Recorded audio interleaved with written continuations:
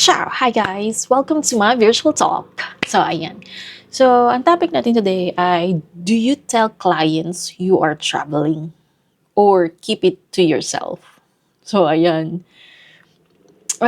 For me, hindi ko sinasabi. Parang, bakit pa? Anong reason? Baka maapektuhan lang yung trabaho, di ba? Siyempre, ganun. Siyempre, may isip na client, magta-travel ka ba?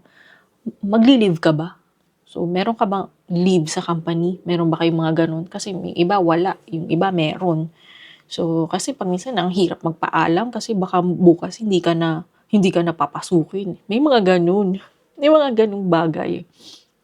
Tapos, syempre isipin mo, pag nag-travel ba ako at nagpaalam ako, papayagan ako? Baka kasi bukas hindi na ako papasukin. Kasi baka mag-iba yung oras, hindi ako pumasok, ganyan. Ang daming reason para hindi mo sabihin. Kaya hindi ko sinasabi, ano ba yan? Bakit mo naman kailangan sabihin? Hindi naman sila concerned sa ganun. Ang concern lang nila ay pagka umabsent ka ba ngayon, papasok ka kinabukasan? Ganon. Or kasi syempre iniisip nila yung trabaho nila. Yung trabaho, pag na-pending. Especially pagka more on emails kayo. Syempre, yung mga ganun, yung mga admin na trabaho, hindi mo basta-basta yung maiiwan kasi sino papalit sa'yo? Or mamaya may biglang pumalit sa'yo.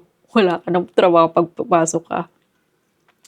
So, ganun. So, ako hindi sinasabi, hanggat kaya kong pumasok, papasok ako.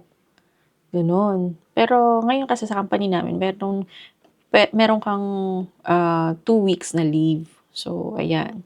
Iba pa yung leave na pagdating ng December kasi wala talagang pasok. So, ayun, pwede ka mag-leave. So, pag minsan nagli-leave ako isang araw, pero bihira. Kasi nga yung takot na baka bukas hindi ka na makapasok or bukas sabihin sa'yo, ay, wag ka na munang pumasok, yung pala meron ng kapalit. So, ayan ang mahirap sa pagiging VA. So, hindi mo alam, bukas, wala ka na palang work. Kaya yun, hindi ko sinasabi hanggat kaya kong pumasok. Or tina-timing ko na siguro after ng trabaho, tsaka ako yun yung time ng flight. Or Saturday or Friday night, mga ganun. So, sinasakto ko sa walang pasok yung flight para hindi apektado yung trabaho. Kasi mahirap nga yung bukas. Paalam ka tapos hindi ka na papapasok kasi meron ng kapalit. Mahirap yun. So, kaya hindi mo kailangan sabihin. Hindi na nila concern yun. Ang concern lang naman nila ay